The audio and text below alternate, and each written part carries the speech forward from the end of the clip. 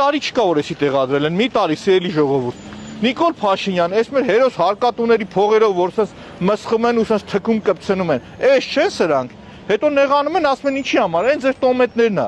այն ձեր տոմետներն է։ Հիմա շարունակենք։ Զատիկի ձու է այս Երևանի փողոցները։ Այսինքն մի փողոցի վրա կարճ տեղը 3 տարբեր ձևի նստարաններ կա։